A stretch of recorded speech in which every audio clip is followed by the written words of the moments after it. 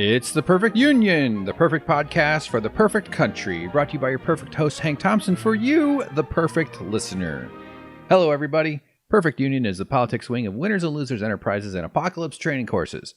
Don't forget to sign up for our upcoming class. It's canceled. No more apocalypse. The apocalypse is over. Now we have the slow, inevitable decline as a society is unable to stop its descent towards ecological disaster, which is preferable to Trump. So good. Welcome to the show, everyone. Here it is, Hank Thompson doing the podcast again. Thanks for listening. Thanks for tuning in. This is a little bit of a different schedule. I never have a schedule, but I've been getting podcasts out on Fridays or at least later in the week. I was going to do one last week. Roommate had to go to the hospital. Scheduled. It was a thing. We got more to talk about that. Actually, we talked about it on our Twitch. He was on the Twitch stream. We did a Suck Professor review of the movie Wolf of Snow Hollow, and it's going well. But anyway, you can learn more about that if you want. So it's just been busy. Been busy, but finally at it. I spent the whole weekend building a lighting rig and a bracket thing that's going to attach to. It's already attached to the back of my monitor, so I can hook up stuff to my computer. And my ascension to becoming a completely plugged-in internet freak is going as planned. So it's good. Like I'm just picturing photons flowing straight from these screens into my eyeballs, and I got the greatest indication of an eyeball, or sorry, of internet overuse is your red eyes. Red. What do they call those? Blood vessels in your eyes, looking all freaked out and. All right. Well, God, what a horrible start. So, got some topics to cover. I'm actually going to be playing some audio of me as part of this podcast from my that I recorded on Twitch this Saturday after it was called. So, just kind of catching up on the journey, the emotional hiking, mountain climbing. Or descending, I can't tell anymore, of this whole process of being an American who cares and someone who pays attention to this world. So I'm going to share a bunch of that. We'll get to it a little bit closer on. And then after that, I found myself stumbling down a religion rabbit hole with the kooky scammer righteous gemstone types that are part of the evangelical movement. One of them, Paula White, is Trump's spiritual advisor or the White House something. We have, of course, a fucking office of spirituality or some bullshit in the White House. And then this Kenneth Copeland nut job, who is real interesting. I'm sure if you're on Twitter and everything else, you've seen him going, ha ha. You've seen that video. We got more videos than that. I don't like to just do everything that I'm seeing on Twitter, although you could definitely do that and it'd be fine. But because that's what some of the other shows do. So, welcome. That's the plan. Coming up, just a little rambling off the top. Things are going good. Twitch.tv/winners and losers. There's at least, actually, in this YouTube channel, there's archives for all the Twitch streams, but I'm still enjoying it. I'm still feeling it out. We've been doing some animation, like kind of as a group. Been playing a bunch of video games stuff. And as I'm getting more and more used to it, more comfortable, I'm going to be on camera before too long. I can just do enough damn push-ups to lose enough weight to feel like I'm okay enough to be seen by the world. Nah, I think I'm kind of there. I really just got to trim my beard so I can hide my neck fat. I got a kind of a scruffy beard right now, but when I take it to the groomers, they put a little pink bow at the bottom of it, and I'm just a little cutie pootie, So that'll be fun. I think I'm a handsome. I think I'm secretly handsome. I think I have even hunky potential. I know that's a strange thing to say out loud, but I could easily be your slightly deranged, somewhat attractive boyfriend. That's possible. Get me into yoga, feed me a diet of hay. Horses grow muscles. They eat hay. That's how it works. It's just pure science. It's just good physics. I should have said pure physics, good science there. I think there's some hope there. So that's kind of my goal. I want to be the guy in his 40s who people go, damn, he looks like he's in his late 30s. Wow. So we'll see. Staying out of the sun and turning into an internet vampire is probably not the path to get there. Although the sun does make you age, doesn't it? Yeah. All right. Okay. Why did I bring all that up? This is all just an evolving weird time. Everything is changing. Stepping out of comfort zones and getting into more into the discomfort zones. Until the discomfort zones become your comfort zone, then you're I don't know. None of that. Okay. Terrible podcasting. So yeah, I've lost a little bit of weight. I'm feeling good. It's pants season, although it did get hot in LA again because global warming is bearing down on us. I'd say it's already born on us. One of the problems with the next phase of global warming that we're already in is the mild winters are going to make people like global warming. We're going to see people celebrating it like, oh, hey, you know what? Summers are a fucking nightmarish hellscape. And the start of summer is creeping earlier and the end of summer is creeping later. But for the meantime, Decembers are going to be pretty sweet. 70 degrees on Christmas. Fuck yeah, I'll take it. So there is kind of that thing where like the easing of winter will not be perceived. I don't think this will happen globally. I think people like me will be like, yeah, but we need every animal and plant is evolved to deal with seasons and to handle relatively stable cycles of nature. Evolution can adapt to changes, but sudden evolutionary changes come with enormous amounts of death in the immediate term, and also doesn't happen. It's not like we can just like our flowering plants. We're going to trick them into budding in late December or January, and then they're not going to have nutrients for their second fake budding in February, and then their third one when they're supposed to be having new leaves and flower stems and shit. I'm not a plant doctor here, guys. Sorry. But that moderating thing of winter is going to make people probably embrace it, probably largely as a joke too. But even those jokes kind of make you go, yeah, I know, yeah. Well, time to divest from our thick coat stocks. So, all right, that's a random ass thought. But yeah, pants. I was able to fit into my pants. Feeling good. Felt great. No COVID on my legs. Went outside about a month ago. I don't know if I would have fit into the pants. They're still super tight. Still like not the good kind of fit. Kind of gross actually. Like when you only have one Ziploc bag for your mashed potatoes to bring to Grandma's house, and you bring it to them and you couldn't even close the top, and you're like, Grandma, give me a bowl. I've been holding on to the Ziploc for the last 40 miles. Yeah, tough go. But that's just the way it is, Get thin, get hot, have some good sex, and then everybody else in the future will die in a nightmarish hellscape, which that seems to be the plan we're on. But don't worry, Biden's going to join the Paris Agreement, and he's going to claim he did something. We'll see if that's enough. Actually, we already know it's nowhere near enough. It's absolutely not enough. Like the Green New Deal is our best hope. Biden is not against other legislative actions or executive actions, and I would much rather have the people Biden appoints to office in charge of the enforcement agencies that fall under the executive branch. But even then, I think the answer to this global warming situation is much more drastic than we realize. It really requires us to completely redo the economic system we have, the one that incentivizes maximum profit at all costs. Infinite growth can only work on an infinite planet. We've reached that point. We're not there. It's a generation ship we have to care for, not a resource we can use because it'll never run out. Okay? It's not like my sense of humor. We'll see. And of course, Biden is not the guy that's looking to dismantle the capitalistic thing that we have. That's actually something I was thinking about too. Is like, I think we can make a persuasive case for the ills of capitalism and the ails of it, and we should be honest about the risks and benefits of any economic system. But these aren't really simple plans. You don't just remove one set of structure. It's not like you're building a house out of wood and you're like, oh, you know what? Let's build houses out of metal. They can actually make studs out of metal, and there's whatever stone, let's say.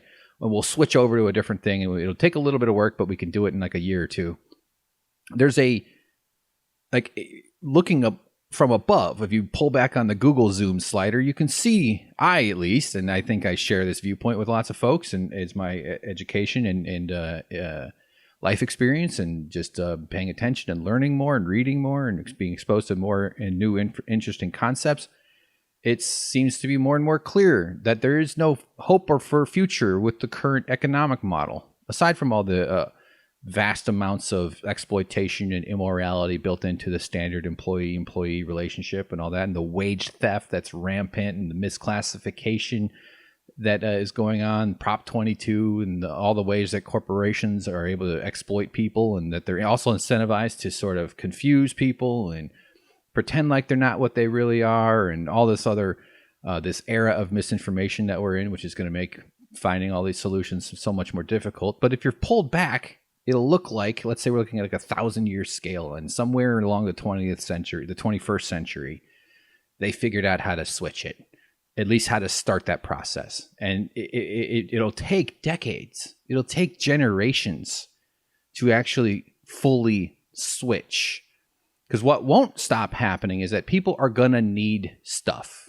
We can change the way people are conditioned to value themselves as consumers. We can change the way production chains work, global vertically integrated corporations and global supply chains and monopolies that are can bribe governments and bribe the American governments. So that, the Democrats and the Republicans are all just defenders of this wretched system. They're all funded by their billionaires and their millionaire class and the upper class and the ruling elites, and the soft, bendy brains of the liberals and the resistance liberals, who are happy to sort of maybe not be so upset about things the way they are because it's a little less stressful to be alive these days. Shut up, Bone. Don't beep at me.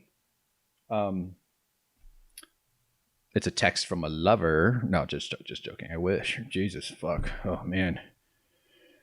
Well, I get a text from my haters. So... I should delete that.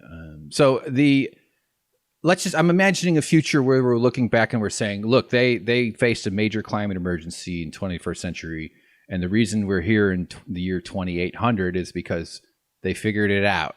They empowered people to vote in their own interests via workplace democracy, via time off to develop new skills, new businesses, and protest and change their government. They got rid of money in politics. They managed to build an entirely different, or I should say educate and condition, I suppose is a word, people to expect that their government could be a source for goodness in their lives, that they could be born into a country. Now, the concept of countries can also be just, something that should be worked on, but I think that's a much more distant conversation to have. Although I wouldn't be against America seceding or breaking up into small parts. I don't understand why we have to be loyal to a large construct that was set up by a bunch of fucking slave-holding pieces of shit. I know the country expanded over the years, but all right. Wow, fuck! I got all distracted. So they're in the year 2800, looking at it. And there was a phase where we had to do some important reorienting our comprehension of what it means to be a person on Earth, shifting from use it all up to let's save some for later, because that's smart. Not only is it essential for the immediate needs, but it's essential for everybody who's yet to be born, who we have a sacred responsibility to keep the world healthy for them and to give them a better chance at a better life, if not a guarantee at a good life. Wouldn't that be nice? It might look like a sharp change, but really there's a phase between the two. And again, I don't like saying two. I think that's too binary, and because these are really more mindsets than anything. But I want to zoom in on that adaptation period that we're in right now, because people on the left, I think, is not universal in any way, but want immediate change. I want Joe Biden to fucking agree with everything I think and feel right now. That would feel good. I would have a person in office who much more did that if it were Bernie, right? Although I'd still probably want him to go even further left on some of these broader ideological stances. But he would be such a sea change. He's not happening. I'm not trying to fantasize about that right now. I'll do that later as I count Bernies when I go to bed. I picture little Bernies jumping over a fence, and that's how I fall asleep every night. So there's a part of this process that I think I see this on the left. I mostly consume leftist media, leftist stuff, podcasts and shows. And I watch mainstream stuff too. And all these shows, generally all of the ones I watch, I don't know, it's not just all politics. I take in some philosophical stuff here and there, some sciencey shit here and there, some nutrition-y stuff too. But I want to see more about like the nuts and bolts of this transition, of how do we actually structure a business thing? How would we structure a banking system? And I mean, it starts I know there's a lot of good work on this already. I'm not saying this stuff is absent from the conversation. I'm saying I'm going to, over time, seek this kind of stuff out and try to internalize it and regurgitate it in a way that makes sense to the podcast and to the show. I mean, we're all participating in capitalism. You can't not participate in it. And that's a moral compromise that is necessary, and to, you know, in some ways we have to kind of manage those guilt pains. I mean, I feel guilty every piece of garbage I put in the ground.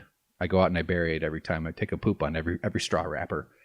You know, plastic recycling comes to mind. I always think about every time I brought McDonald's, right? Nice, and it's cheap. I got a coffee. I bring it home in a plastic cup. I pour it into my other plastic cup that's insulated, the one I like to add a little ice to it. What does that plastic did for me? Horrible English. What did that plastic do? It transported it back to my house. And now it's going to exist for several million years, or however long it takes to degrade. There might be some technological help.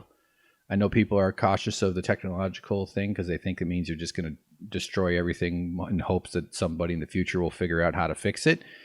But I do think there's a technological factor to the answer. We're a technological species. We make things out of technology, but we need to incentivize technology development, not around profit. We need to reorient that whole thing. So, all right, wow, I'm just really rambling. But I guess I'm saying, like, what would a country that was 20% co-ops look like? For instance, what percentage right now? It's extremely small in terms of co-ops or worker, and, you know, greater union participation and all that stuff. So it does flow from politics. It flows from media and entertainment and culture, and, you know, the ways that we're influenced so subtly by the shaping forces of the movies and shows and everything. And that's what kind of I think is happening right now.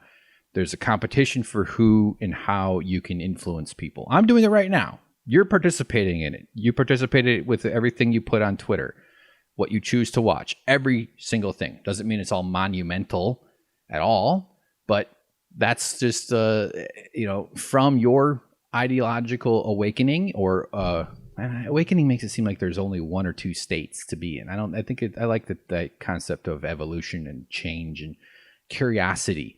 Curiosity is a great default to have, as far as, and you should always be skeptical about your own confidence too. I think that's extremely important. And from that flows your political vote, how you do activism, and how you engage. If you donate money, who you support, and all these ways that we could maybe start to shift these needles. Yeah. All right. So we're in the Biden era now, and it's going to be frustrating as shit watching all the corporatism that's about to flow and the lack of outrage at it too. So I still have hope that the increasing strength of the Progressive Caucus in the House and the squad and the addition of some new members to it are going to be even more powerful than they were before. They weren't much before, but I did hear some analysis, and I don't know if this is right, but if the progressives like AOC and all them can kind of assemble a team. By the way, Suicide Squad 2, everybody, is going to have Sylvester Stallone. So block off your calendars for that. Fucking terrible movie. If the I don't know, the squad. If the group of progressives and the Dem socialists and those is bigger than the margin that the Democrats have in the House over the Republicans, they can wield even more influence. And a lot of it is this sort of political insider horse trading and all that sort of stuff for bargaining for positions on different committees and committee leadership assignments and stuff like that. But it's increasing. And there's been gains throughout the country in terms of support for progressive policies, the drug legalization initiatives and on ballot measures. Florida passed a $15 minimum wage law. There's a few others. Some setbacks in California. Prop 22 was a real blow. Companies that misclassify employees as independent contractors are scum of the earth, and that's exactly what Uber and Lyft and all these gig workers are doing to their quote unquote not workers.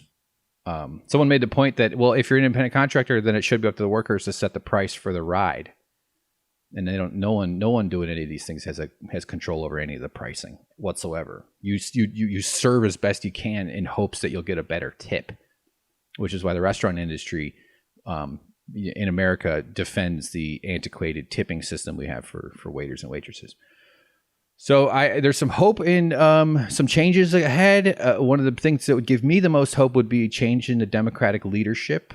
Pelosi is almost certainly going to be the next House Speaker. Chuck Schumer has already been selected or appointed, or however the hell they do it, as the king of the Senate. God damn it! It's so annoying that we have this gerontocracy ruled by old people, all these old rotten, antiquated dinosaurs. There's just the fresh blood. It's when is time? When is it time? When is it going to be time for somebody in their 40s or 50s to have some influence? Like they're 80. Schumer's 8, Pelosi, I don't know their ages, but I saw and Jim Clyburn is the House Minority Whip, he's like Nancy's number 2 basically.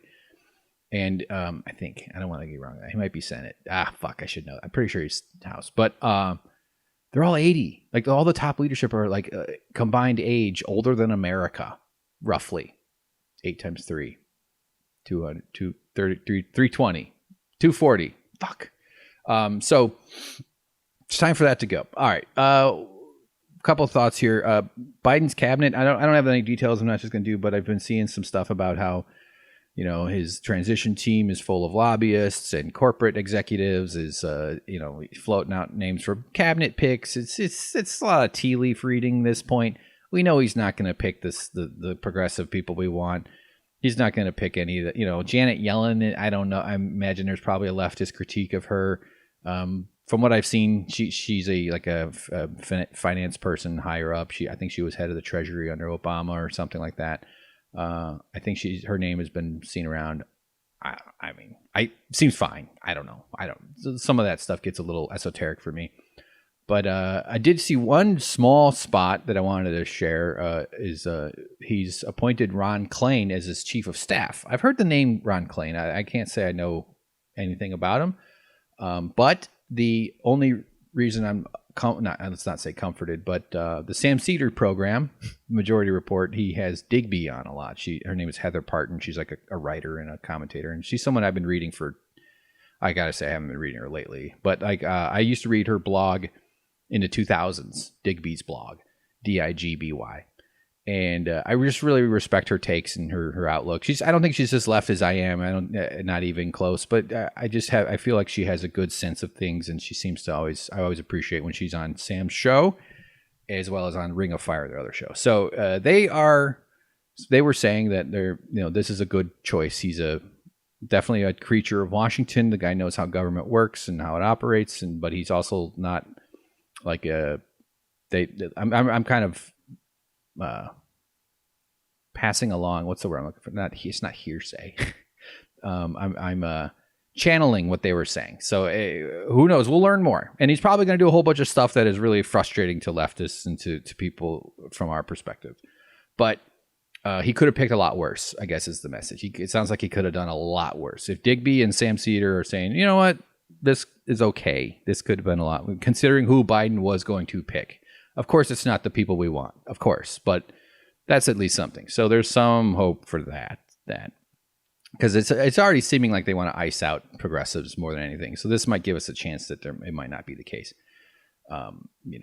There's a push for Bernie to be the labor secretary, that would be really great. Although someone pointed out, I saw that in his state, in Vermont, the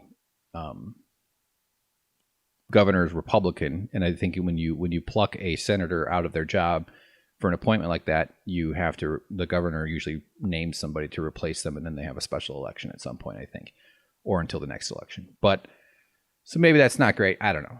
And Bernie could be also named to chair because he's a very high-ranking senator now. He might be picked to chair a powerful committee or not. If I'm guessing, we're going to get fucked on it. It's going to screw. They're going to do everything they can to make sure he's not in charge of finance or whatever it is. I'm not sure who all. It gets really in the weeds when you start worrying about who may or may not be appointed. But this stuff is sort of where the real political wrangling happens, as well as all the behind the scenes and the ways that they cheat. Everything is all kind of deal making in relationships, and that's gross. So without further ado, let's get to the part of the show where I play something I recorded on Twitch the day after it was called for Biden. So what you're about to hear was recorded on Saturday the 7th, as the media, just after the media had named it for Biden. This is during Trump was golfing when the networks called it, and the amazing story, the total landscaping, the Four Seasons total landscaping press conference, which will live in infamy until the very end of humanity, until the sun bakes all hope of life off the earth in about 1 billion years. This story will ring throughout the ages. So I think I do talk about that a little bit. And I do want to get into a little bit more of the details on that one of these days, because it's such a beautiful, horrible, funny, sad, weird, strange story. So there might be a couple bits. I edited mostly out, but I might have missed a few parts where I'm referring to the channel or the chat or something like that. So it's not going to sound like I'm doing my regular podcast, but it's pretty much like 98% there. And I'm hoping this works well. I think it will, because I've done like that. The other day I did 6 hours on Twitch. A good bit of that was video games. We were doing some animation stuff, and it's easy to put in a lot of time on there. And it's actually kind of fun when you start getting people showing up to talk and stuff. So good. All right. Well, let's play that. And on the other side of it, we'll be back with some crazy, kooky religious talk. Welcome one and all to Americapocalypse, the coming the century of the decline, incline. I don't know. Where are we going?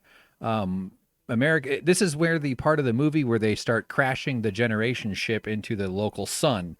That's what I feel like we're at in this. Hi there, everybody. It's me, Hank. We're doing a Saturday night live stream here on Twitch. Thanks for clicking on watch or play or whatever it is the kids are calling it.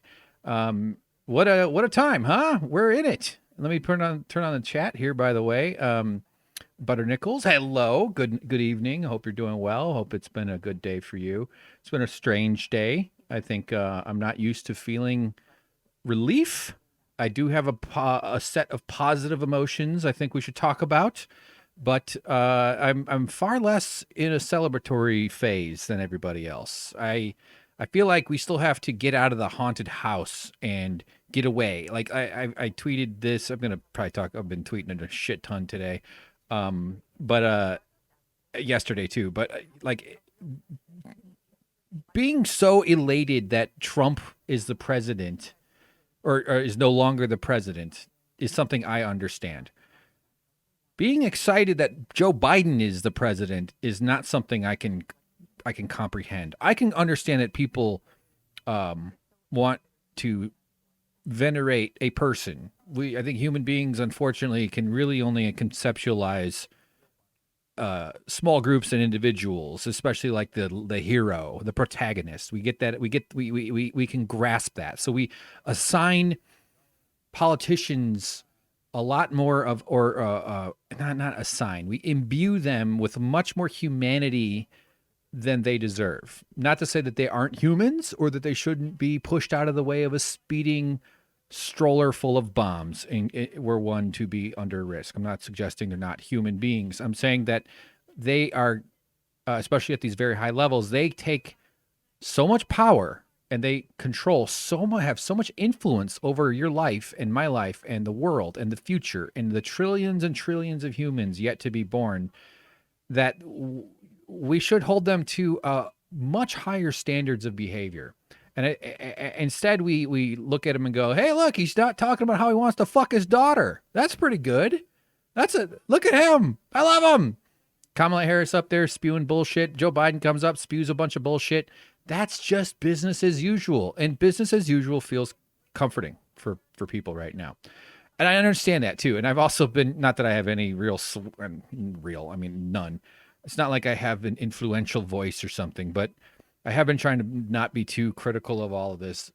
It is good to celebrate. It is worth dancing. I wish the people in the streets dancing would. I'm turning up my volume, by the way, just a touch here. I've been trying to dial it in. I changed a few things. I wish the people dancing would use copyright safe music, though. Would you? Okay. The Michael Jackson estate is extremely litigious. I'm going to talk to you in a sec, Butter Nichols. I'm not saying don't type. I'm just saying I'm not ignoring what you've written. I'm just getting the pre-ramble out of the way. So it's, the whole thing is just, what the fuck? What was I going on about? It's good. I'm glad people are celebrating. I really, truly, it's nice to see. It's nice to see the joy that has been denied people for a long time, and we are very much in need of relief. And that's something I talked about in my last podcast too. Was that we want this hostage situation to be over. We want to be relieved of the daily torment and the daily chaos and the daily confusion generator that is Trump and the media that enables him, the supportive media and the profit-driven media, the corporate media. All of them are like just in on this. I don't know. For some reason, I'm thinking of like a floating patch of garbage. It's like this artificial ecosystem is developed, and it's come together, or like it's got gravity, like the way asteroids collide and start to coalesce into protoplanets, and there's a certain point where that becomes spherical and starts to become near spherical, and there's a process there, and it's taken on like a sort of gravity of its own that's difficult to undo. That's, I guess, another way of describing the establishment. So it's really frustrating because I've been watching politics so long that I just, it's the same bullshit. I don't want more Kamala Harris nonsense. I don't want more Joe Biden fucking nonsense where he just gets up there and says, we Americans can do anything they want when they set their mind together. There's nothing we've never been able to do. We don't feed all of our children, fuckface. We don't let people go to the doctor without bankruptcy and stress. Joe Biden supports a healthcare policy. See, now I'm starting to get pissed off. Joe Biden supports a healthcare policy that will kill tens of thousands of Americans. And he knows it. And that system exists so that rich people who already have money, investors, stock market stakeholders, insurance company executives, the boards of all these companies and whatever, all the people who live in the tower of the vampire castle, not multiple towers, it's quite a large castle. All of them just want more money to make it off of death and suffering and stress. The healthcare thing has been on my mind a lot lately. It's just I can't sit there and listen to that fucking asshole sit there and yell about, or speaking to a grateful audience, honk honk honk honk honk, and have spew a bunch of bullshit while he supports a system that kills tens of thousands of people a year. Now, if Joe Biden could turn death to zero easily, I don't think there's the nuance part of it is, I don't think he actually thinks I'm glad we're killing people, but we don't hold politicians to a standard where killing people is something that we shun them for. His policy, if he's able to expand Obamacare and build on the Affordable Care option amendment or whatever the hell, Affordable Care Act, that's the word, it might help. Maybe the number will go down from 70,000 to 50,000 people a year will die because they don't have health insurance. And that's just the people whose life is lost. There are hundreds of thousands of millions and millions of people who also struggle with just the stress and the diminished potential of their life because they have to deal with this fucking healthcare system in this country. So I can't, it's just like, I've seen this before. This is all the same story. You know, they're just going to spew a bunch of bullshit because the audience loves, and we need the relief. We want the relief. And it's good to celebrate. Wouldn't you love to celebrate a politician who helped us bring gun deaths down to zero? I know that's naive. I know I sound yeah, by the way, Vampire Castle is a Matt Taibbi. He I think he came up with that phrase. I wish I had thought of it. I do like the idea of, you know, monsters and castles. So it's, I want to celebrate. I'm not celebrating Biden. I'm extremely grateful that Trump is going to be out of here. And I am going to, so this morning, we're here Saturday. I was on the phone with my dad when the networks called it. First, I was extremely entertained that that Donald Trump went golfing. I love that he tried to start a coup on Thursday, and then he goes golfing on Saturday. He took his weekly vacation. That is so funny to me that he is up there, you know, talking about this, the theft of democracy. They're stealing our election. They're stealing it. Oh my God, it's so terrible. We can't. And then, by the way, I just need to go get a couple of rounds in down at the links.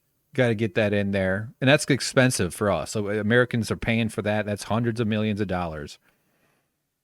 So it is a wonderful thing to be rid of Donald Trump, and we're still not yet rid of him. All right.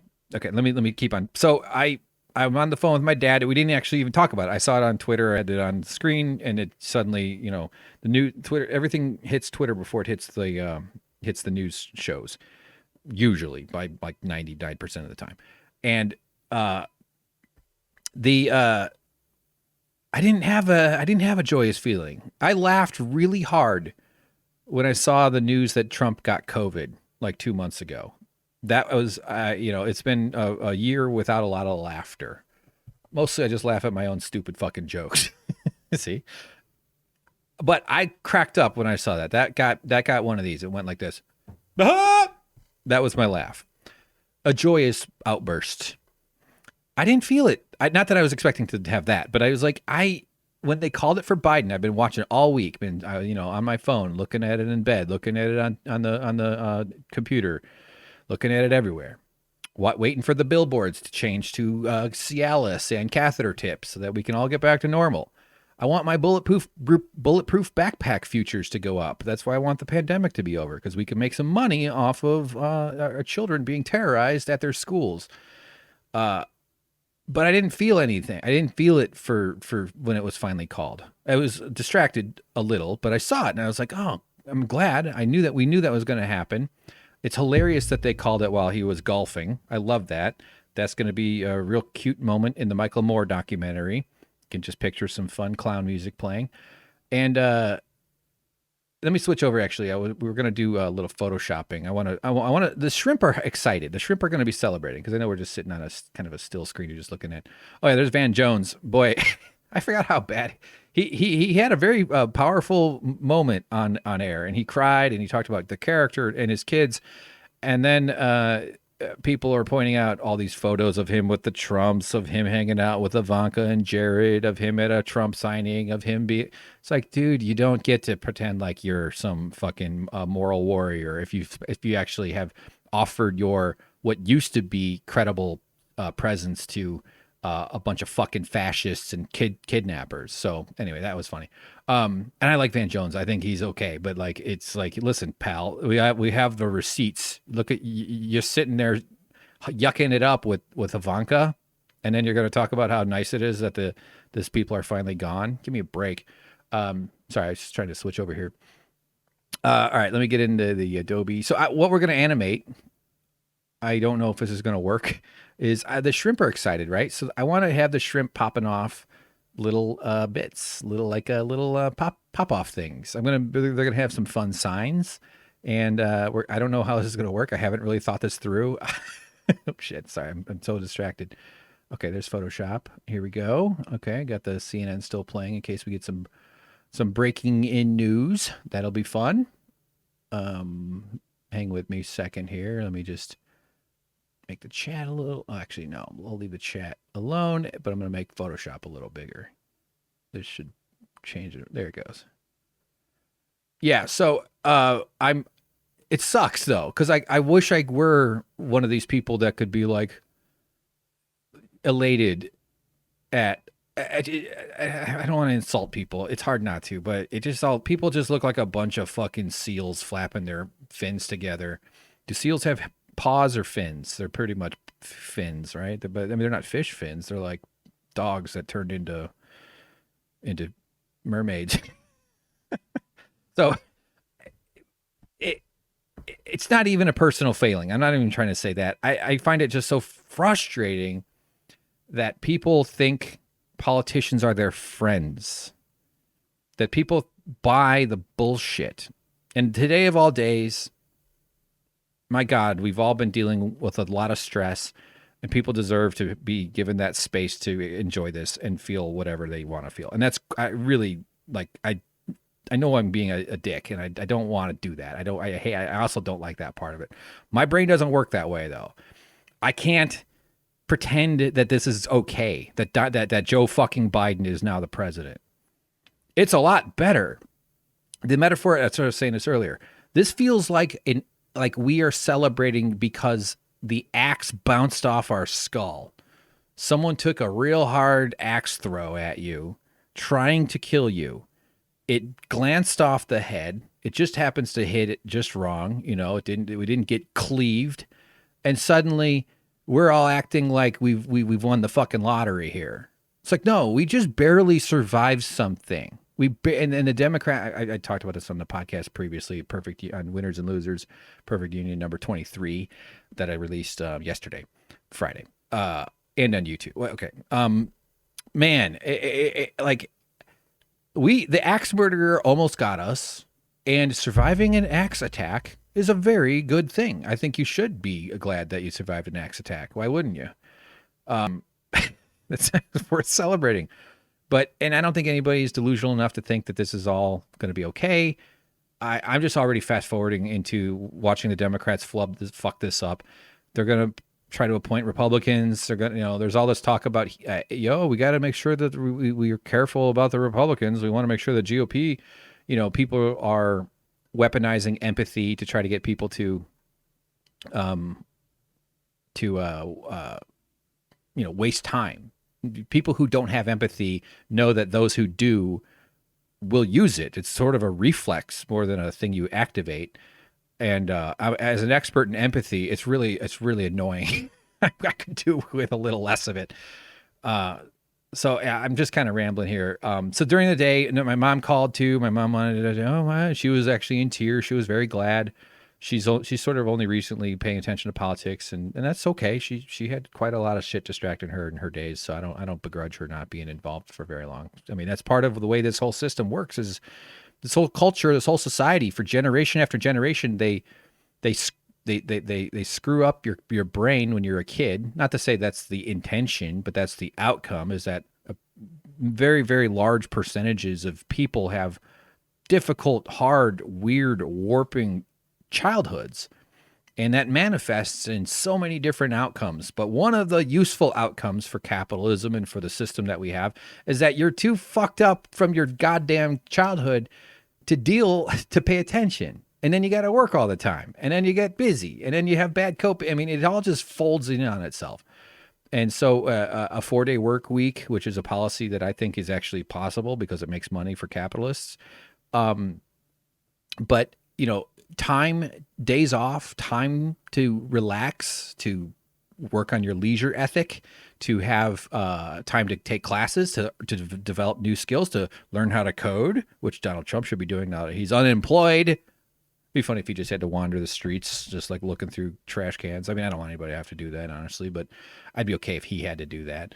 All the things that people could do if we had more time to ourselves, we would be able to hold these people to more of an account too. So, all right, I'm rambling a ton. We're not doing anything on screen. It's just listening to a guy scream and yell. CNN froze up here. Hold on, let me refresh. So okay, there's a lot more to say. Let me just think about the day. Oh, final thing, and then I'm gonna look at Butter Nichols' comments here. I'm gonna do more on this. I don't know. This is the local LA news here. I'm gonna turn on. Let's see if I don't have all the. Is that NBC, CBS? There they are. I loved the day the Trump crew. And a lot of them, a lot of their acolytes are out protesting and trying to gin up support, or create some sort of incidences, or they're not working at polling centers. They're protesting. They're gathering, and but it's really fun to just watch the air being deflated out of all these air mattresses that's been propping them up. All the hot air pouring out of Donald Trump's face hole has just gone out of the cushion. It seems like. I hope. I still think though that we're going to see some kind of attack, some sort of violence within the next few months or week, or sooner than later. Especially depending on how Trump takes this whole thing. He has a lot of control over his cult. So the Trump, there's the informal, there's the stochastic part of the Trump operation, which is that all his Looney Tunes Trump skulls are, gathering around and dancing to songs very ironically, not even understanding them, et cetera, et cetera, et cetera. And I take a little bit of joy in that. I have a lot more compassion and understanding points to spend on regular folks who are misinformed and completely confused, because I do believe all humans, there is a core of humanity there that I'm not saying is necessarily redeemable depending on how they behave, but I hold most of my ire for those who seek power and those who deliberately try to influence others in deceptively and in bad faith. Primarily the politicians, the activists, the media figures, and et cetera, et cetera. So the Trumpies, though, had arranged a press conference. Do I have it on? I didn't do any preparing stuff for this. I spent the whole day fixing a drain. My sink clogged up. I think I was a little too eager with some cauliflower that had gone bad in the fridge. And all of a sudden my sink's backing up. And me and the roommate really went at it real hard with a plunger. I bleached it first, and a whole bunch of stuff. I have a bunch of tricks. I used to be an aquarium designer. So I'm sort of a plumber specialist, not like a real plumber's. They're way better than I am. I'm just saying, I'm not afraid to get my stick my fingers into disgusting holes. Let's just say that. Tubes. Okay, that made it worse. Shouldn't have said. So I was just fighting with this thing. It took a while. I had to go buy a snake, the wire thing you jam down it, and it didn't work. We actually have a very funny video. We filmed part of it. So I think we're gonna do that eventually. But so I would have prepared more, is why I brought that up. But the Trump team announced a press conference in Pennsylvania somewhere. Again, I'm going to cover this more at a place called the Four Seasons Total Landscaping. And it turns out to be like a parking lot. I want to get in on Google Earth and fly around on it. It turns out there's a dildo store right next to a dildo business, but it's like it's not like one of these fun where it's run by horny Wiccans who are like, hey everybody, we're doing orgies on Saturday. Oh, you want to learn how to do wax? We got a specialist coming in on Monday. Check out our podcast. It's not one of those sex stores. There's a picture of a guy. He's, hey, you know what? He's kind of got a 70, probably started out early when he was a little babe in the 70s and 80s as a sex store operator. And there's a wall where it says $1 to go into the booth. It's one of those places back before porn was, in Christmas cards like it is nowadays. And if you were desperate enough and bored enough, meaning you couldn't I don't know. That's one of the nice benefits of having a good memory and an imagination like I do.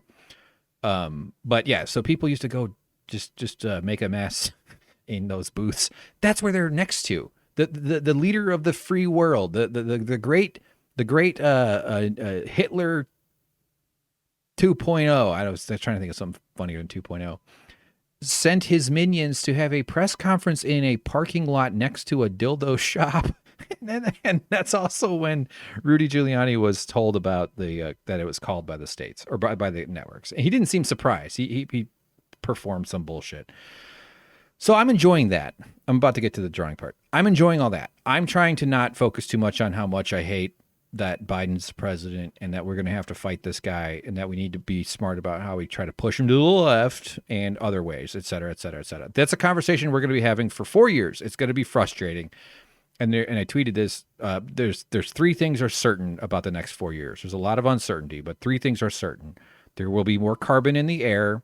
Tens of thousands of people are going to die every year from lack of health insurance, and billionaires are going to be much wealthier at the end of 4 years. That will always be true.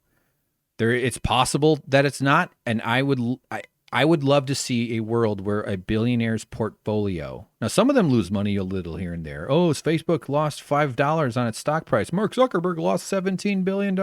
He didn't lose shit. That doesn't mean anything. I want confiscatory taxes, wealth tax. Like Bernie's plan was actually quite aggressive in terms of over time compared to Elizabeth Warren's. But those were the only 2 wealth taxes that were proposed. Unless maybe I wasn't that familiar with Andrew Yang, but I could conceive of him suggesting such a thing. He seems like he'd be willing to at least talk about it. So that's what's going to happen, though. Billionaires are going to make a lot more money because billionaires designed the system. They own the media apparatuses. They own the newspapers. They own the TV stations. They and these collective groups of investors and hedge fund own, the super wealthy, the people that have designed this system are all going to get a lot richer over the next several years. A world where there's a lot more 200,000 heirs and a lot less billionaires is a world that I want to fight for. So, final thought. I'm just trying to lean into today and tomorrow and maybe for the next little while, enjoying the schadenfreude of how much this is driving the Trumpies mad. All those people that are upset and mad and showing, now that their champion is gone or is being deflated and about to be hauled out. I hope it's miserable for them and for Trump. They have supported bedlam and nightmares, and over 200,000 people could have been saved if they had cared. It's not that they didn't care enough. They didn't care at all. They made money off of the pandemic. There's a million ways. We don't have to go into all that. So, all right. Let me talk to. How about, okay, let's just test out a little music since getting a little heated. Actually, here, let's see what this guy's saying here on. Or is that segment? No, they're still talking to him. Here, let's turn up the. Everybody was celebratory. I've been there all day, and it puts the United into the United States. Shouts out everyone back home, all the chicks. United in the United States. Thank you. Let me bring in this lady, Comera. She lives here about a block away. How do you feel about a Biden presidency? Oh, excited. We're going to have a leader who's going to unite us. This is the first black female vice president. That's amazing, because now we have a team who's going to lead all of America, right? Doesn't matter what you look like, what you believe, anything, right? It's not how you dress. We are all Americans, and we are going to be united as one America. Thank you, Comera. Nora, the Voices of America, back to you. Right there at the crossroads of the world in Times Square. Right there at the crossroads of humanity. Salt spice traders used to trade it for the Dune movie spice. That's where they all get their hot. That's okay. Why did I try to think that was funny? I mean, there's been like the bullshit. That's just all bullshit. Okay, terrible. I shouldn't do this live. I'm horrible at this. Yeah, the latest right. It's historic. Kamala Harris being VP is incredibly historic, and I'm very glad for the representation that provides and offers. And it's goddamn what a shameful thing that it took this long. But if you stop, and I'm not trying to drag on that lady, it's great, and I'm so happy that was one of the few reasons I thought it was good Hillary was going to be president, because of that. I thought it would have been funny if during Biden's speech they had done it on a glass floor. That would have been great. But she's right, and that's great. And I just don't think that the analysis stops there. Personally, I look at Obama, look at Kamala's record as a DA in San Francisco, and she led an investigation into Catholic raping children, a Catholic church raping children. She swept that under the rug. It was already active, and she made sure that the child molesters got away, because they're the type of people that donate. So I can't not measure politicians by who they hurt. That's how I think of this. That's why this is hard for me. I don't give a shit what my hopes are for what I want them to be. That's not how it works. I care about who they hurt. That's what matters. I don't understand loving politicians. I understand hating them and despising them. And I understand understanding them, because that's what I'm always trying to find. But loving them, and they're not superheroes. They're not comic book characters.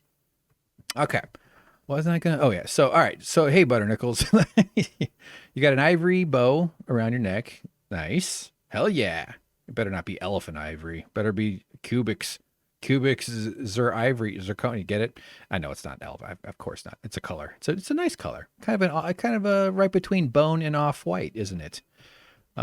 Joe's Peach was sad for you because I can't really explain. He reminds me of my dad when he was dying, but didn't know. Okay, but didn't know it yet. You mean kind of in the mental decline kind of way, probably, I'm guessing. It was sad for me because he seemed fine enough on point. He was within acceptable parameters in terms of like not embarrassing himself. Like during the debates, we were all concerned about that. But he's the president-elect now, so that's good. I mean, we don't have to worry about that anymore. I think we're going to see eventually him declining, and Kamala is probably going to have to step in. But yeah, I get what you're saying, though. I hear that. It's just business as usual. It's just the same return to. We're just being the Men in Black bloom thing on our faces is just turning us all into. People are so desperate to move on and feel better and go back to normal okay, I'm getting back into what I was saying. Sorry, you want to say, I almost got halfway into the last Winners and Losers podcast before I deposit because I don't know, I felt like just give me this. You must mean Twitch instead of the podcast? Is that what you're saying? But thanks for listening. I hope it wasn't too boring. It's a different sort of meal to digest. It's not, it's kind of like restaurants versus buffets versus, Vampire. Yeah, I already clarified. Vampire Castle was not my phrase. I wish it was. I do like the idea of a Frankenstein castle, though. That's kind of cool. So hot. I'm guessing you're talking about my fixer-upper skills. Oh, let's just enjoy this win. Yeah. Oh, okay. Gotcha. Yeah, I agree. I know. It's hot. Yeah. Yeah, I know. I want to enjoy it. I really do. I want to enjoy Trump being gone, and I'm going to enjoy him melting down as long as he doesn't launch the nukes. And this is a part of my head. My head goes to possibilities, and it leans towards the negative possibilities. Because what's the point of thinking about the good stuff? Those are fun. Those are easy to think about. There's a phrase called depressive realism that I think kind of embodies the way I am. Yeah, but I'm with you though. Like I do believe very, very strongly that the people celebrating and they're not wrong. They deserve it. They deserve this relief. Americans deserve to be in the streets dancing. I could see why you'd get swept up in that, and you should. It's okay. It's good. Yeah. So hope my attitude wasn't too dour. It's gonna be. Yeah, it's not gonna. It's just I can't. Biden is okay. I would be feeling probably some. Well, if Bernie got in, it would have been a whole nother kind of a emotional roller coaster. I like his policies. I like him as a person too, but like I think that the it's a whole different way of like policies matter. I'm not loyal to Bernie because he's a grumpy old crotchety guy who's kind of a nice guy. I'm loyal to the policies and how hard he's worked. Not perfect, but that's true of everybody. Any other of these candidates, I would have been pretty good with Warren, but the Buttigieg's and the Klobuchars of the world, that would have been massively, very similar to Biden, except that Biden just has this long record of being such a scumbag. And let me give him some credit. He has said that it was a mistake to pass the crime bill. He has made some indications that he regretted, but he voted for Iraq. He's one of the reasons why he's a very strong reason why students can't discharge bankruptcy or student loan debt in bankruptcy. The millions and millions of folks whose families were ripped apart by being arrested for small amounts of drugs or any drugs are largely in large part because of him, because he's been a pillar of the racist capitalist project of America. So, Bill Clinton talked about building bridges to the 20th century. in the late 90s. And here we are building a bridge out of a piece of foam from 1940 that is going to crumble. So I'm not interested in giving him a chance because we know his record. We know who he prioritizes. There's already been all this talk about being against the left and making sure that the Democrats don't turn too far left. All that said, and I know I'm becoming a broken record, but it's a good time to celebrate. It is a good time to be okay with it. Again, try not to think about Tara Reid, who I believe there's very credible accusation. like the Democrats put up this. So that's where mostly it all feeds into. If there's a river of pink ooze, the river deposits into a delta and then a pond or an ocean of pink ooze that is, this metaphor is terrible, that is the Democrats, the Democratic institution, because they all work for the same billionaires the Republicans work for. That's the system that needs to be burned down. Biden, who did the financial aid stuff? Biden was a major part of the bankruptcy bill. I think it was in the mid 2000s or so. He pushed for very strongly for a bill that would prevent students who have student loan debt. It's the only kind of debt in the world. Well, maybe not the world, but in America that cannot be discharged in bankruptcy. It's a huge giveaway to loan companies and payday. I mean, and it forces people to be desperate so that you're even more in hock to your boss and to this shitty system. It's just a way of oppressing people so that already rich people could have made a bunch of money. All right. So what are we doing here? Why the hell am I on here? Let's check on CNN real quick since we're on a commercial. Thanks for watching. There he is, Anderson Cooper. A little bit about sort of how Kamala Harris may be used in terms of some of the things she talked about tonight that were sort of giving signals to folks in a variety of different communities and sort of grassroots groups. David, just in terms of the relationship that Obama had with Biden, how do you see that informing his setting up a relationship with Kamala Harris in terms of what job she is going to have? Well, when Biden met with Obama to talk about the vice presidency, what Biden said to Obama was, I don't need a portfolio, but I do want to be the last person in the room before you make the big decisions. Okay. And they developed that kind of relationship. While I break rocks, you're breaking every week. Oh, shit, sorry. And he did. Gone for break Obama rocks. detailed All right. Well, when you get back, you can portfolios, tell me what the hell you're talking. Running the Recovery Act. Is that a euphemism for something? Iraq and so on.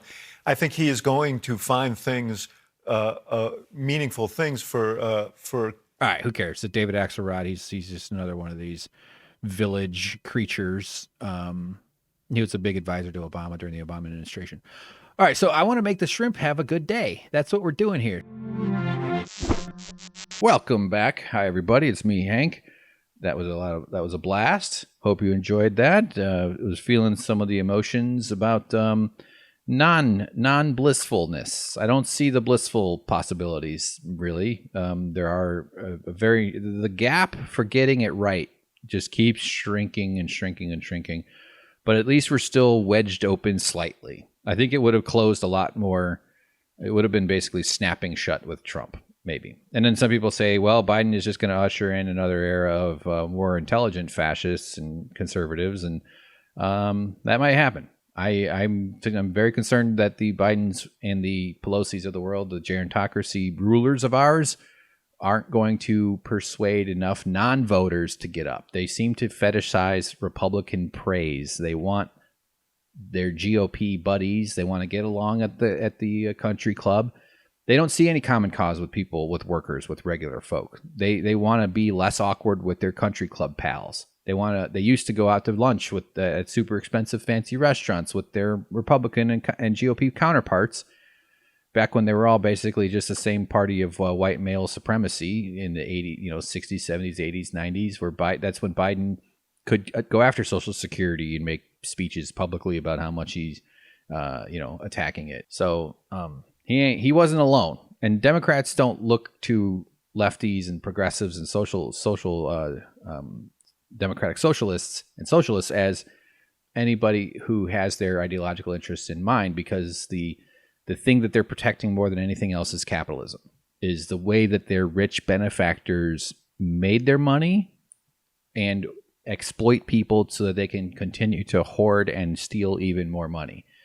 And the systems that threaten that, meaning the powers that are aligning the policies that are very popular. People, stupid stuff. Extremely popular are inhibitors to that. That's why Hillary Clinton endorsed Nithya Raman's. There's a Los Angeles City Council race. That's why she endorsed her opponent, as did Pelosi. That's why they didn't support. His last name is Booker, I think. The progressive challenger to Amy McGrath in Kentucky, who got her ass completely destroyed in that race. Yeah, so it's pretty dire, but it is important to celebrate. I mean, I know I'm just reiterating what you all just listened to, but yeah, it's good to feel the relief that we have. I'm feeling it. I'm feeling more productive, feeling a little more able to focus on stuff and sleep a little better, and clean up my shit and keep because man, I think the traumatizing nature of an abusive government is overtly abusive rather than just a sort of generalized benign neglect. I should say malignant neglect, actually. That is the standard in America, where we're also conditioned to not experience anyone else's pain as an emergency. You've been disconnected from the web of humanity that your empathy normally would thread without too much effort. That's why I think where a lot of depression and a lot of isolation comes from, meaning that, not that depression, isolation, I'm not trying to be super specific with these terms, but we live in a world that constantly challenges our instincts, and your humanity is always under threat in a system, in a hyper individualistic world. And America is particularly hyper individualistic than probably more than any other country. And that means ignoring someone else's pain. I really think that the concept of dignity, one way of looking at it is that it means that your pain is an emergency. My roommate, right, he's having some health issues right now. He's having heart surgery. He talks about it on the Twitch stream in our Suck Professor podcast.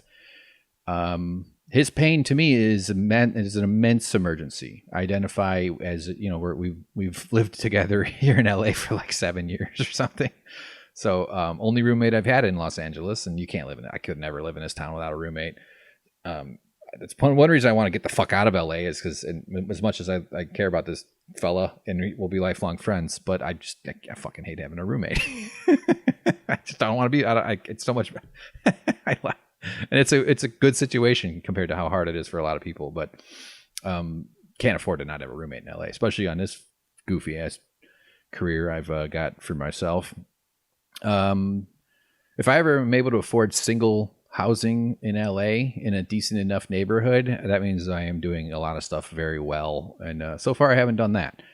But people I care about is what I'm saying, not just him. My family, my friends, even though friends who abandoned me after starting the union or helping start the union at the Young Turks. I lost friendships over that. It occurred to me how crazy that is, that I lost friends who I haven't been in touch with, and I'm pretty sure those friendships are completely over because I did that. That's a strange. There's a lot. There's a lot of weird twists to that whole world, and it's like a bombed out ski hill, just tons of strange curves and little tripping hazards. So it's a story that deserves to be told, though, because I actually feel like that story has not been properly disseminated, especially from someone who has my perspective on the entire thing, being a longtime TYT viewer and then a worker and then freelance. I've had various insider interactions and access at that place, as well as the secretly forming a union, which was fucking proud of that. They're not yet at the negotiation. They haven't concluded their negotiation phase. So I'm looking forward to celebrating when they do, because it's well earned and well deserved. And all right, well, boy, you can tell there's a lot I gotta say. I got a lot to say. Where was I going? Okay, let's see. I was meant to do this at the beginning, but I did update the Constitution. This is more of a visual gag for those of you not watching. But we the people, I think we need to, after Trump now, but this is true before Trump, we're not people. We're silly billies. So we need to change the Constitution to we the silly billies. And I went ahead and I did that on my Photoshop machine. So you can look at that joke. It is silly billy time, though. We're all just turned into silly billies all over. You got space Karens flying around. You got pogs. I keep hearing that word. I don't know what that means. There's all sorts of stuff. That's like I don't know what the fuck. There's so much shit. Standing. Do you stand for something? And not stand. I think you stand a person. That's another term that confuses me. So really getting into it here. They call me the meme king. Let's see what else we got. Yeah, Trump over the weekend had his, well, I don't know if this he organized, but they had the Million MAGA March, which actually turned out to be more like 10 to 7,000 maybe. It was nowhere near a million, but you get to call it that. And of course, Trump being this fucking whack ass narcissist had to go out and drive around. Though I don't have the video, but I do have a screenshot of him with his hands up. It looks like he's being like kidnapped. Maybe it's not a fair screenshot, but this is the goofy. He's in a hermetically sealed bubble. These presidential limos are like tanks. These things are like super highly engineered. They're basically if Tony Stark, if Iron Man was a car. These are these limos. They have like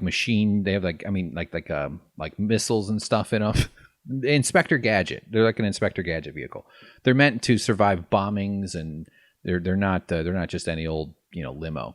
But of course he has to go. There's nothing more pathetic than a president looking out a window of a car. Work, bitch. Look at your papers that are printed up for you. Your drawings of Pepe memes or whatever. Look, if you're driving by a fire, then you can look out the window. If you're driving by those milk storage bins or oil or whatever, those huge fluid storage things that look like boobs, hard not to look at those. I think everybody's drawn to, 80-foot pair of boobs. I almost said the T word, but I reserve that for me. Okay, I'm reclaiming my tits. All right.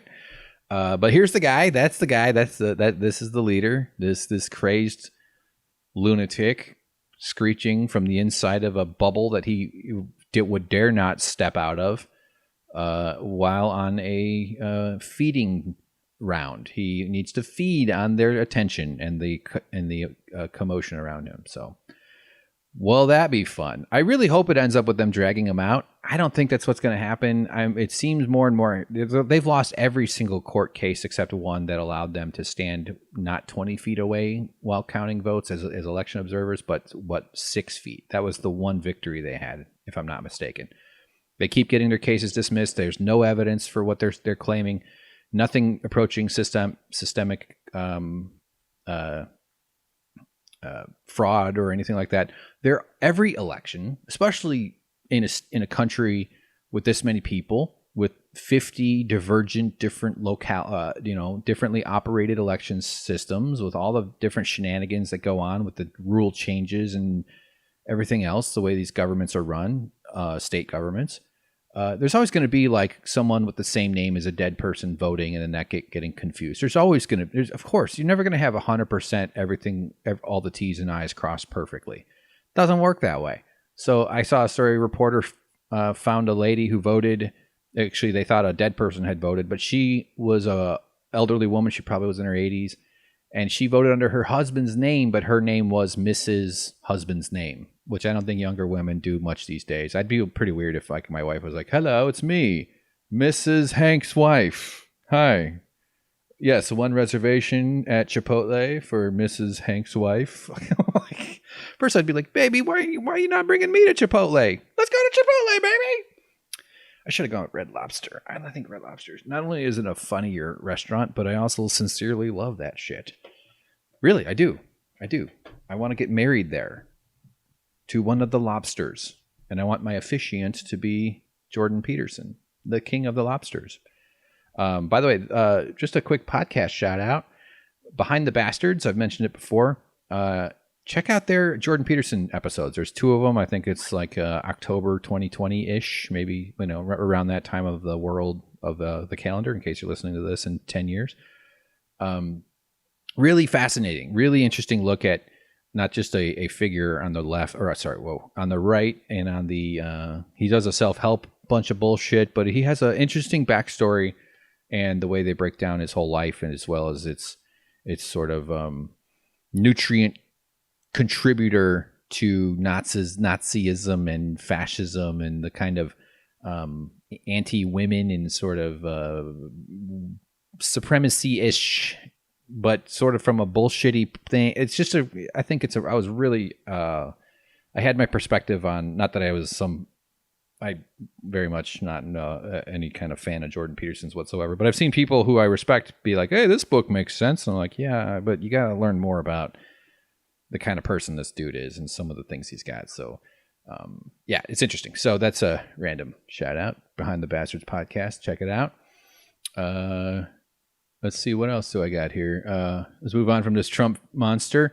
Oh, this one happened real quick. This is Rahm Emmanuel. Just an absolute disgusting person. It's a shameful that America has this guy anywhere near any positions of power. He was, damn it, don't get it wrong. Yeah, he was Obama's chief of staff, I want to say. He was mayor of Chicago. He helped cover up the murder of Laquan McDonald. He all sorts of closing schools. He's just been a rotten scumbag. He's just such a smug little twerp too, which makes it all the more easy to hate him. So this guy is exactly what he's about to say exactly what you would expect someone like him to say. And so this was on Twitter. Let's just hear this real quick. And there's going to be people like at JCPenney and other retail. Those jobs aren't coming back. Give them the tools. 6 months, you're going to become a computer coder. We'll pay for it. And you'll get millions of people to sign up for that. They are not going back to parts of the retail economy, and we need to give them a lifeline to what's the next chapter. The next chapter is this. 6 months, you're going to become a computer coder. Become a computer coder. We'll pay for it. Yeah, that's the classic neoliberal Hillary Clinton Pokemon go to the computer coding school. Your coal mine got shut down? Become a coder. This is not what people need to hear during enormous unemployment, precarious employment, health crisis, health access crisis, environmental crisis, major shifts in industries. Industries die. Industries are supposed to die. It's a good thing that industries die. You want a world run by people who shoe horses? Shoe, horse, shoe. Get out of here. Like, what if horses like flew around your head and you're like, ooh, shoe. Horses all over your backyard. Thank God raccoons aren't the size of horses, huh? That would be, man, I'd have to get giant hot dogs to feed them. What the fuck was I talking about? Shoe horses. Oh, industries. Nothing against the horseshoe people. Do you want the Kodak film department running the world? This is the worst political analysis. But I'm saying, as things move on, society progresses forward, industries die off, and especially in the energy sector, we would be better to stop pulling oil out of the ground. Or in a more nuanced take on that is that oil is actually a very powerful thing. It should be respected and used in a manner that isn't just. I shouldn't even say just. It's been extracted through coercion, violence, in order to chase profit. That's what the movie There Will Be Blood it basically is this thesis. I think this is. I'm sure it's probably more sophisticated breakdowns of There Will Be Blood, but it's the marriage of and the tension between religious fervency and profit fervency, which is its own religion, and capital and the degrees that sociopathic men are willing to go in pursuit of some sort of power, of profit. And, in that movie, it destroys his, spoiler alert here, guys, There Will Be Blood. Come on, it's been 100 years. They filmed that movie back in the 1890s, I think, right?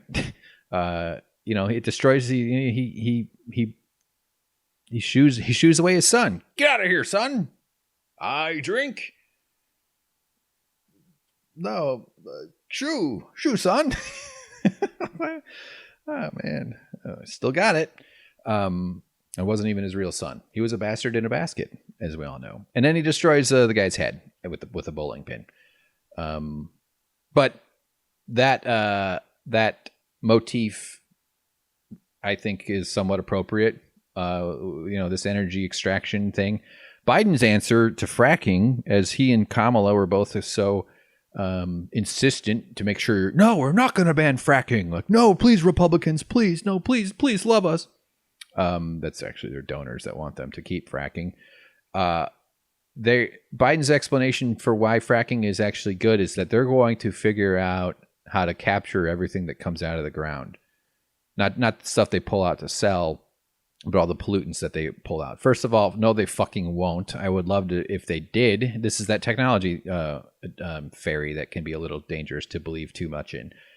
And he just assumes they're going to have the technology to do it. Maybe there's something on the horizon I'm not aware of, but I highly doubt that it never works that way. There's always, even if it does, then they're going to have regulatory enforcement loopholes because the Democrats are not as corrupt, but the government is set up is for sale. The corruption says that as long as money in politics is a thing and there's unlimited donations, there will always be incentives for politicians to tweak laws to benefit specific industries. Not to mention all the pollution that fracking leaves in the ground because they inject all sorts of chemicals and they leave all sorts of horrible toxic stuff. They poison water tables underground. So it's absurd. But yeah, learn to code is what they think is the answer. Learn to code. Just go be a computer programmer there, you 58-year-old coal miner with black lung disease. This is like, let's see, during the horseshoeing people, what would be their learn to code? Learn to assemble watches. Industrialization, I don't know.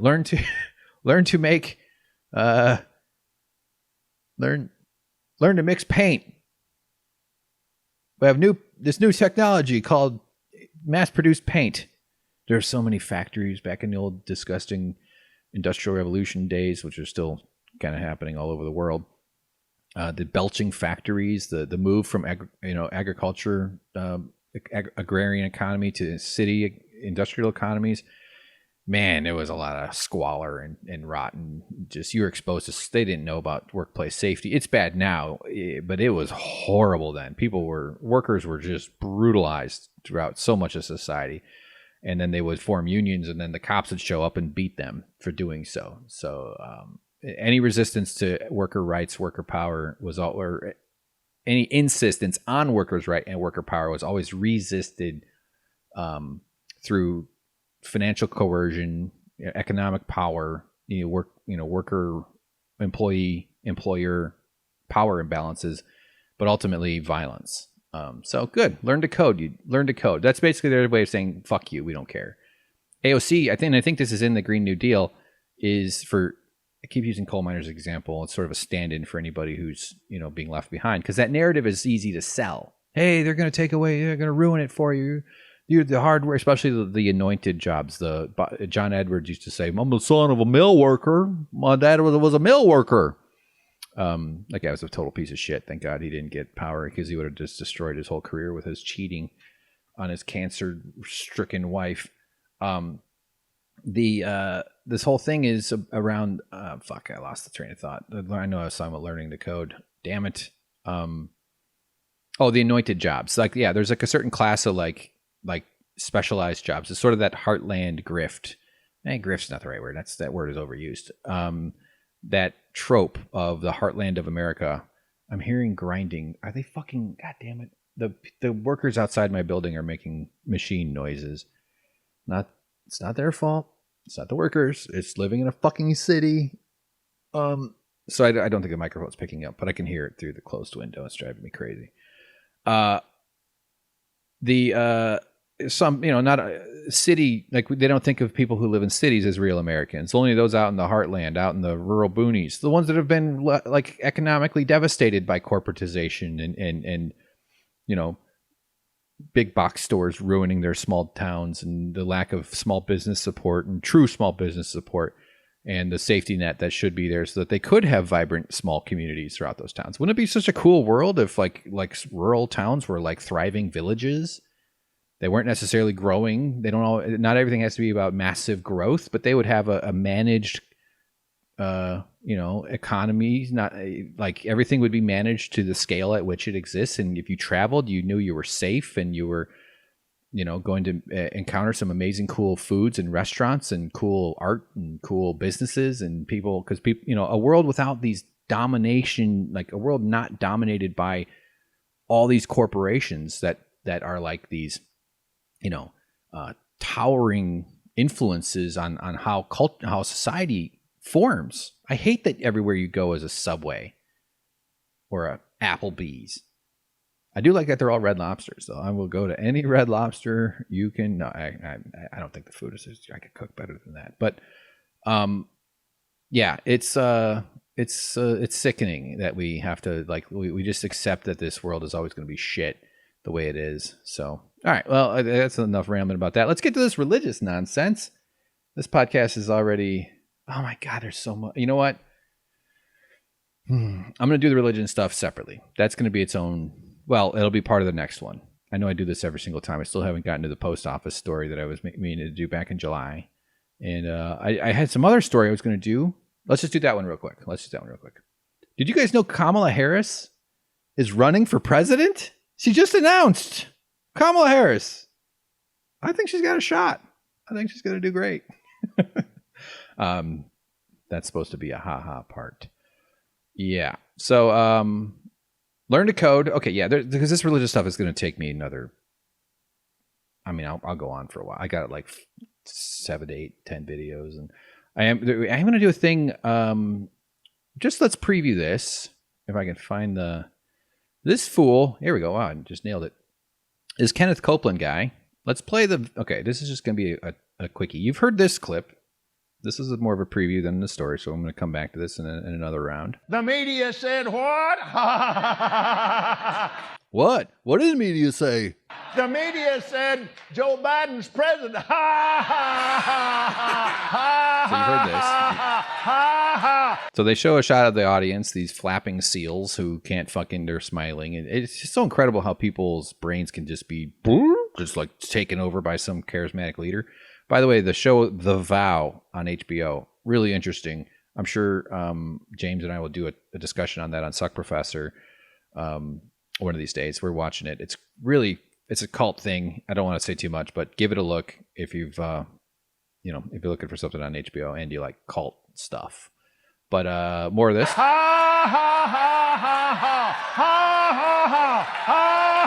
right, so this kooky, crazy scammer. This is a grifter. This is especially what I mean when I say America is a grifter's paradise. Not just the fact that your boss gets to steal your value and use it to buy themselves a fucking Lexus, but this is the true kind of America. The way American religion is used as a garden for these types of people to feed on, like a giant herbivore just wandering through, except that the whole forest is eating leaves and plants, and the whole landscape is grateful for it to be chewed up upon. They're complete predators and total scummy and gross, and we'll see more of that later. But he lives in this house, as you can see. It's just one of these gigantic estates with multiple wings. It looks like it could be a cult home, although I'm sure he would be freaked out if any one of his parishioners ever showed up at his home. And he recently bought this plane. These are screenshots from this video that I was getting at. So we'll see more of that. But I want to do a thing where on Twitch where we find his house, not because I want to catch him or direct people there at all, but I've seen this thing on Chapo Trap House's Twitch where they do a thing called geo searching. I haven't even Googled it yet. But it's where a guy's like he's trying to fly around in Google Maps to find a specific location, like a challenge, like a puzzle. And I've actually had ideas to do something similar. So I saw something like that and I was like, oh, that's kind of what was in my brain already. So maybe, okay. Because I've done a little Google Map stuff and using Google Earth Studio, and you can actually do pretty cool camera control and keyframe control. So that's the sort of stuff I want to do more on Twitch. So we'll figure out like the lake, and then we'll like do a thing of this guy's house. And maybe we would do like Obama's house or people's houses and stuff. it feels a little invasive. Like everything is kind of open. I don't like that. I don't want it to be a doxing. It's not in any way intended in that sense. But I do believe that seeing the way these ostentatious expressions of the wealth that these people are accumulating, because it's not his wealth. It's that we live in a society that permits someone to steal and cheat and rob those who support them. You know, corporations and small scales will take advantage of that. I mean, the whole system is meant, I think it all tells that story. It's all another star in the constellation of the immense crime that is capitalism. And especially in America, where you have this religious, and these guys are tax exempt. I don't know all the ins and outs of whether they have to pay any taxes whatsoever on their income, but it's just such a huge scam. It's fucking crazy. So we don't educate our people. We don't teach them history. We don't enforce, or not even enforce. We don't encourage critical thinking skills. Even life and home skills. Like I got out of high school barely knowing anything about how to like do checking and basics. And I was one of those nerds who sort of gave a shit about my school. Like I was out of it, and I was depressed and fat and lonely. So we had switched schools a whole bunch of times. So and I didn't, played tennis. But I still like absorbed what I was there for. I still kind of took it in. I think I could have gotten a lot better grades if I had worked at it. But I was in the top 10.3% of my class, which is when for never studying, maybe once in a while, but I would do the homework enough, and I got decent enough grades, but I didn't have to work super hard for it. Like I would like read the summary of the chapter before the test and use whatever I learned in class to fill in the game. Why am I going back all of that? Jesus Christ. So anyway, we'll do some Google Map flying around on Twitch. I think that'll be interesting. I was doing it before I was recording here, and I was like, you know what, this is sort of visually compelling. I find this kind of fascinating. So I'm hoping that other people will as well. My numbers are small right now, the viewership, but they're mighty, and I'm grateful for anybody who is willing to give me a shot. And especially once I'm on camera, and you get to watch a guy, a bald guy, laugh at his own jokes for some reason and then regret most of what he says. So they have that to look forward to. All right, good. I think we're good. Thanks for listening. Thanks for tuning in. Sorry for teasing this and then cutting it short. I just realized, we're already well over an hour. Certainly way past an hour here with the stuff from the other day. So we're working. We're good. Things are a little better. I do actually believe it's worth celebrating Trump being gone, and as tiring and exhausting as it all is, Thanksgiving seems to be in the conversation today. What is the date today? The 16th. Everybody's going home for the holidays. So there's, I saw a study, something like 30-something% of people are planning on having normal Thanksgiving, and we are in for a lot of death. It is about to get so bad. The winter, the coldness, people are indoors more, and the cases are spiking. There was a report, Trump hasn't been to a COVID meeting or something in 5 months. He's completely abandoned this whole thing. And how Democrats let the Republicans get away with this the way they have. Biden's going to be rehabilitating the Republicans over this whole stuff, and every single time you talk about it, you should also mention that these people are responsible. Slate, someplace, Slate, I think, had an article. I don't know, might have been, I don't know, Jacobin? Anyway, whatever. Someone was making the case that this is second-degree murder. Like, I think it is a crime against humanity. What kind of society will let a government fail this much? This isn't just standard mismanagement or standard, well, everybody dies, or, well, so yeah, some people are going to die in a car crash or not, or, well, gee, yeah, capitalism, health insurance companies need profits, so you have to die. Well, a pharmaceutical company wants to charge $900 for a bottle of insulin, so you can go fuck yourself. All the ways that this is sort of what I was trying to get at before too, the ways that we are conditioned to other people's death.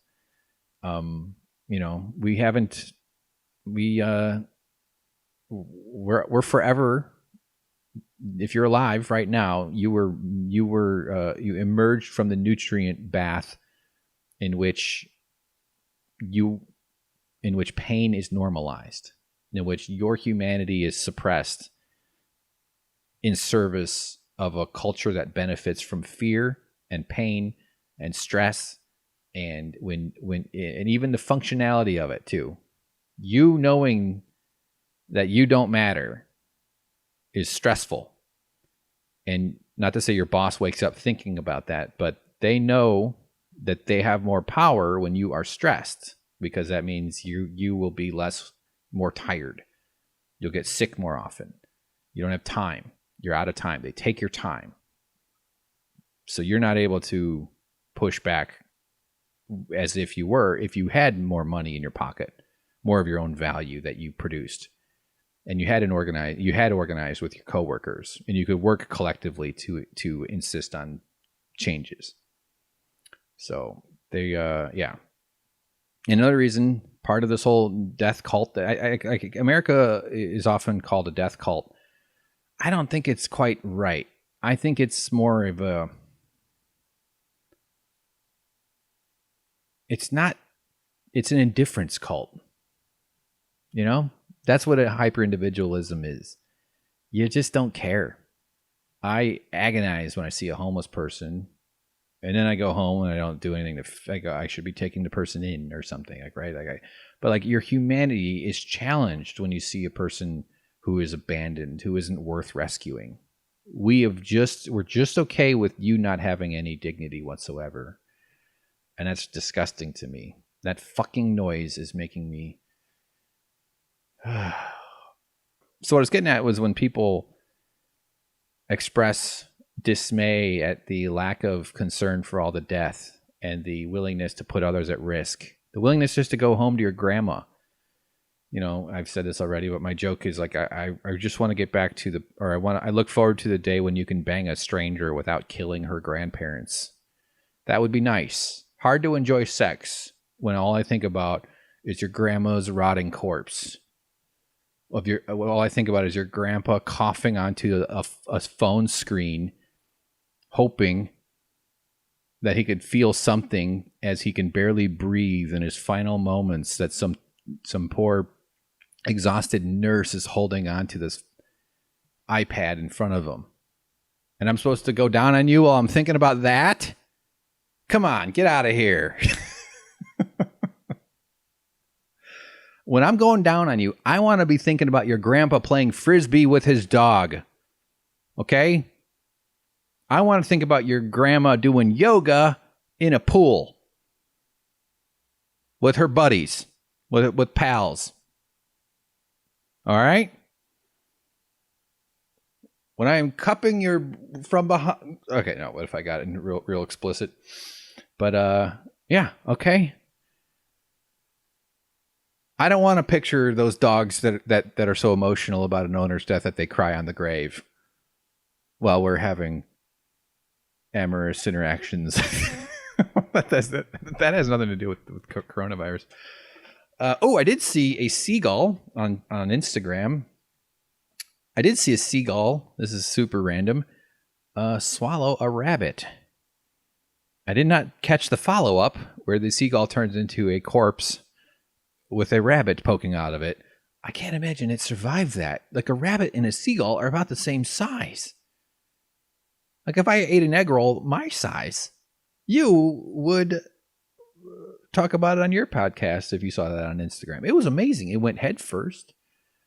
And it just, like, the legs, as it's going in, you can see the seagull's neck. Just like, it's amazing how much birds do. They can really, like, expand their gullet to, like, pull it in. But I would really love to see an interview with that seagull. You can imagine the incentive. I mean, they freak out when they get a chunk of fish or a cracker, and they all go for it. But so you don't want to share the rabbit, because seagulls they're like siblings. They come and they take your pizza, and they just take it. They don't even ask. They just take it. So I think he was protecting his food. It was maybe even too big to fly off with, but then it ate it. How do you fly then? Couldn't have been good. There's a lot of bones in a rabbit. I know the fur makes we think they're bigger than they really are, but the same with feathers. So what's nice about being bald is you know exactly how big I am. That was a good one. All right. What the fuck? Where was I going with all that shit? Totally don't remember. The pain and stuff. The way I broken record, violence is normalized. Sexuality isn't. A nipple would be avert your eyes situation, but a bullet ripping through someone's skull graphically is just like, cool. Whoa, that's great. Just all these ways. So many ways that we're sort of an indifference cult, or our puritanical origins, the Protestant work ethic. I'm going to be advocating for a leisure ethic. What else do we put the word ethic in front of? Anything? I could Google it, but I don't want to. Work and leisure. We should be building a society around maximizing leisure. And I mean that in an evolutionary sense, too. Like, we are evolutionarily designed to lay around and have fun and screw off and fucking chill. This hustle, work. Well, also that your boss can have some status contest with some other CEO and work towards their ridiculous ambitions. I want to live in a big house. I want to have like all this, like, we want the richness of comfort, the richness of security, the richness of predictable safety, and the richness that your material needs will be okay. Not to say that you should all be free or that you shouldn't contribute. That's of course not the case. And our ancestors, it's understood. Best analysis. I found this really great blog. I got a link somewhere, but they weren't toiling constantly. They probably had some times where they had a bad month or year, maybe a few periods of drought that might throw off their food sources or whatever, but food was plenty. They had to run around and fight. They're all hot. That's why they're all banging all the time. These little orgy people. They were the camping swingers, as I like to describe them. Camping swingers is what our ancestors were. And that means a lot of laying around. You're talking about the orgy you just had. Maybe someone invented a new stick carving thing because technology slowly changed. You know, you teach, you learn, you tell stories, you laugh, you bond, you feel closeness. And what do people do on vacation? They go back to their leisure instincts. Fire. It's fun to camp. You look like it. What do? You fire, or maybe you don't like being outside. Sometimes people don't like to sleep outside. You sleep under trees, or you sleep in a lodge with a fireplace. Or you do something exciting too. People like to go exploring. You explore a new town. Even the lazy version of that is not. You don't all have to be climbing mountains and scuba diving. People have all sorts of hobbies they pursue on vacations. But vacations is all about reaching out to your old instincts. Let's go to the beach and lay around. That feels good. Why does laying next to water feel good? Because your ancestors probably did that most of the day for hundreds of thousands, if not millions of years. You get trampled by a mastodon. That can feel pretty good. A saber-toothed tiger comes over and steals your girlfriend. Feels great. No, there were risks, and that's what I'm saying. But generally, of course, they had, I don't know. I just like the ethic. We have a work ethic. The Protestant extremists that were part of this nation's founding, and then it folded into a society, into a capitalistic model that developed out of the slavery model, is that you're supposed to just work, and then that's what we call a virtuous person. Hey, look, I work really hard. I don't get paid for any of this. I have like my hourly rate for podcasting and all the stuff I'm doing nowadays. This is all investing in my future. I'm hoping for a payoff. I'm not going to pretend like I want to. This is there's various reasons I want that to happen. One is I just would like to. It's obvious. I don't have to even explain that. But there's an ego involved as well as a person who's pursuing a creative career. It would be nice to have that rewarded, not because money is the thing, but I do need money. We all need money. We have to have money in order to do it. But I also would like to find a place, live outside of the money grid, at least reduce that as much as I can. Okay, whatever. That's a different part of it. So working hard as a virtue isn't necessarily bad, but we should leisure hard too, you know? Like, we need a leisure ethic. I would like we call that laziness, or we call that, oh, you just want to, you know, want to do nothing. You want to sit around. You want to be a layabout. You want to do it. Yeah, you're goddamn fucking right. I do. It's exhausting. Yeah. So, and rich people take tons of vacation time. Ivanka's always on vacation. Yeah, it's hard not to oversimplify everything too, because there's so many complications, particularly with the way our phones are constantly present. I really think that these phones are fucking us all up so bad. You don't really turn off your phone on vacation. You're still Instagramming. I'm on my fucking kayak, up at the lake house, which my family's very fortunate enough to own, and yeah, I'm taking pictures for fucking Instagram and making videos. I mean, when you do video stuff, especially this sort of confessional, bullshitty, you know, comedian, just, oh, follow me around the world, everybody. That kind of like guy thinking that I sort of have. I don't think I'm as unique to that as I once suspected, but it is gross that we're always sort of producing. That's the kind of nefariousness of the next, this technological internet connected phase that we're entering right now. And, you know, even like my woodworking project, I'm so happy and I love doing it, but I'm videotaping everything in order to make content and to make videos. Another thing that I feel like I'm good at, and I'm trying to also that's part of the formula of success I'm hoping to reach, is my video work. But so it's satisfying to me in a very, like, you know, in a creative way, that the storytelling part of it all. But I worked on this thing. God, I'm really just trying to close the show for about a half hour. I worked on this rig I built. It was on my Instagram, Insta Hank Thompson, of my lighting thing for my computer. I got some brackets that are meant for expanding. I have this mount, this arm that holds it up. It's called a VESA mount, VESA. It's a specific size. So I found these brackets that had like a good little bend, and I realized I could use those to attach a board to it, and with some blocks. And now I have PVC parts back there. So I have this little camera, or this little lighting thing, and I can put a camera on that. I could put lights on it. I can maybe put like a Twizzler dispenser, something that squirts ranch sauce directly into my nostrils. I snort ranch sauce. Yes, it's not weird. It's not weird. Look it up.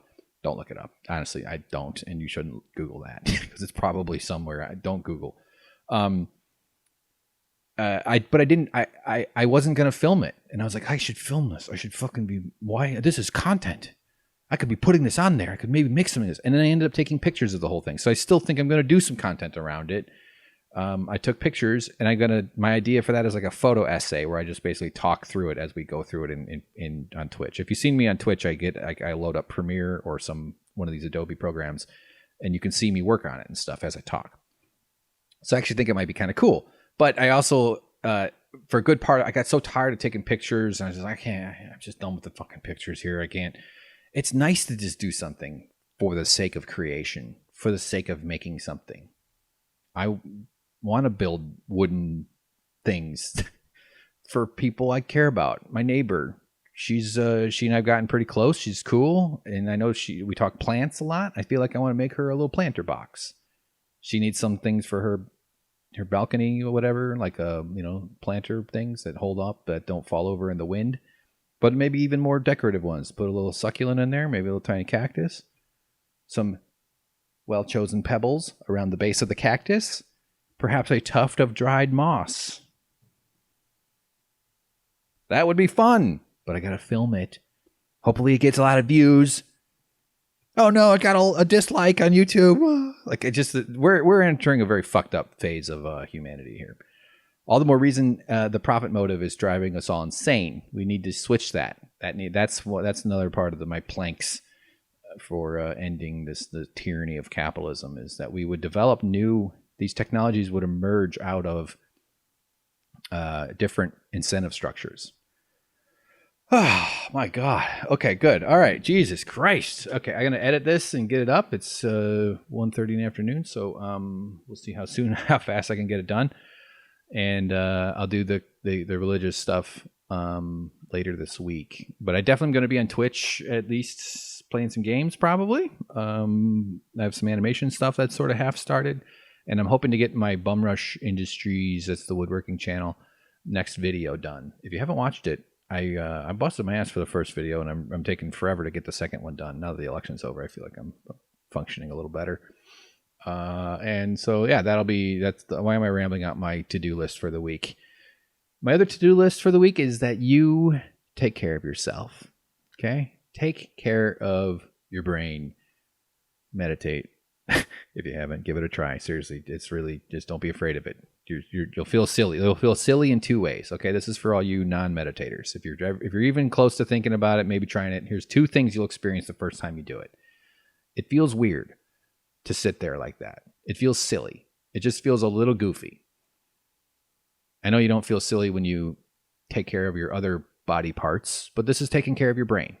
And there's a couple ways of doing that. One is reading and doing Sudoku, meaning challenging it with something that's somewhat stimulating. And another is meditation. It's very powerful.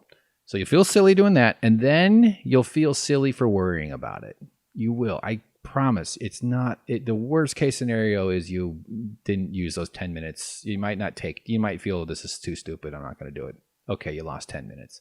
Trust me. You spending 10 fucking minutes scrolling through stupid shit on your phone way more than that. So, and why am I trying to talk you into meditation now?